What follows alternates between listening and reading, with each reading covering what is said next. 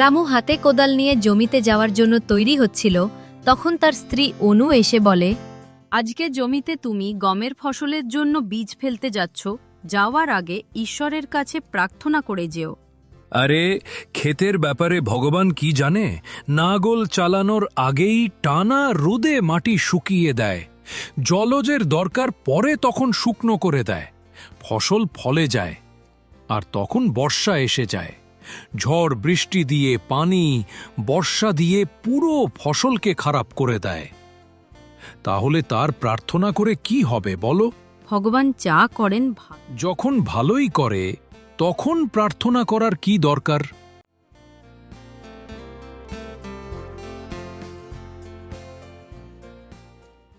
হে ভগবান, আমার স্বামীর কথায় খারাপ নিও না, ওকে সৎ বুদ্ধি দিও।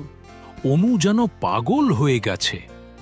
যখন তখন দেখো ভগবান ভগবান করতে থাকে। ভগবানের বুদ্ধি থাকলে। কি হয়েছে বাবা, আমার ওপর এত রাগ কেন? এই, কে তুমি? আমি ভগবান, তোমার ব্যাপারে সবকিছু জানি। আরে, এসব জানা থাকলে এটা কেন জানা নাই? কখন বর্ষা আর কখন রোদ দিতে হয় এক সময় সবকিছু করে। গরিবকেই কেন লোকসান করে দাও? আমি খারাপ করি? ঠিক আছে, তাহলে আমি তোমাকে শক্তি প্রদান করছি। তুমি যা চাইবে তাই হবে। এই কথা বলে ভগবান ওখান থেকে উধাও হয়ে যান। এবার রামুর মনোবল বেড়ে যায়। গমের বীজ ছড়ানোর পর হাসি মুখে মহল্লায় আসে। কি রামু, তোমাকে আজকে খুব খুশি দেখাচ্ছে। উরি বাবা, আমার মনে হচ্ছে রামু এবার ভালো ফসল ফলে এসেছি। ফসল ফলানো নয়, এখন তো আমি ওর খুব দেখাশোনা করব। ভালোভাবে দেখাশোনা তো সবাই করে, কিন্তু জল ঝড় বৃষ্টি এলে কি করবে তুমি? ও অন্যের ক্ষেতে সবকিছু হবে, কিন্তু আমার ক্ষেতে হবে না। আমি যা চাইব তাই হবে।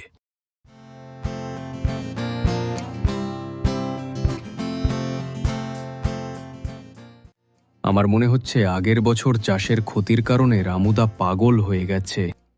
পরা প্রতিবেশী তো ওকে পাগল মনেই করে।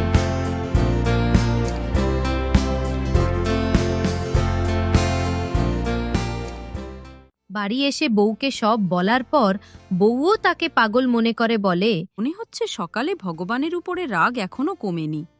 কিন্তু ও যখন জমিতে যায় তার সঙ্গে তখন অবাক হয়ে যায়। আরে, কোথায় নিয়ে যাচ্ছ? আরে, তুমি এসো না, দেখো আমাদের গমের ফসল কি সুন্দর হয়েছে।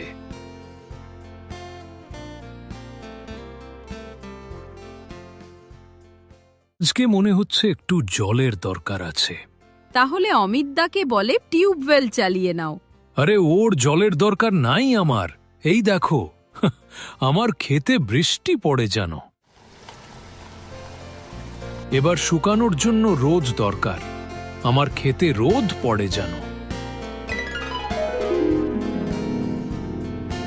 আরে, বেশ বেশ হয়ে গেছে, এবার রোদ কমিয়ে দাও। মাঝরাতে আচমকাই হইচই লেগে যায়, শুনে রামুর ঘুম ভেঙে যায়। অনু উঠে জানলা দিয়ে বাইরে তাকায়, তখনই আকাশে জোরে বিদ্যুৎ চমকায়।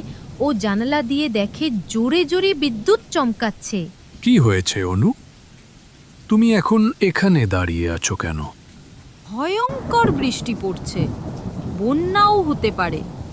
ঝড় বৃষ্টিও ভয়ঙ্কর চলছে, মানুষ নিজের ফসলের চিন্তায় পালাচ্ছে।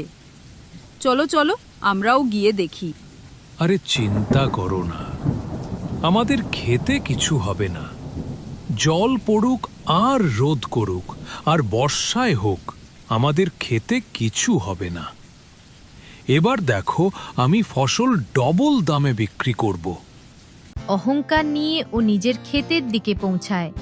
তখন সে তার গমের ফসল দেখে খুবই আনন্দ হয়, কিন্তু যখন হাতে নিয়ে দেখে তখন চমকে যায়, কারণ ওর যে গমের ফসল হয়েছিল তাতে একটাও দানা নেই। আরে, এটা কি হলো? আমার গমের শীষগুলো তো খাড়া হয়ে আছে, এতে একটাও গম নাই কেন? কি হয়েছে রামু?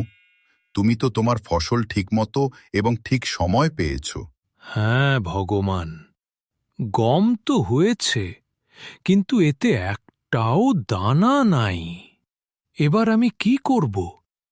কত কষ্টে ফসল বাঁচিয়েছি, তাও এতে দানা নেই কেন? এটা তো হওয়ার কথা ছিল। রামু, তুমি তোমার ক্ষেতকে রোদ, জল, ঝড় থেকে বাঁচিয়েছ। তোমার অভিযোগ ছিল না এদের হাত থেকে ফসলকে আমি বাঁচাই না? এখন বুঝতে পেরেছ কেন বাঁচাই না? না ভগবান। কারণ আমি ফসলকে সংঘর্ষ করতে দিই। ফসলকে তুমি কিছুই দাও নাই, না রোদ দিছ, না জল দিছ, না সংগ্রামের সুযোগ দিয়েছ। এইসব হয়ে তারপর ফসল খাড়া হয়ে দাঁড়ায়।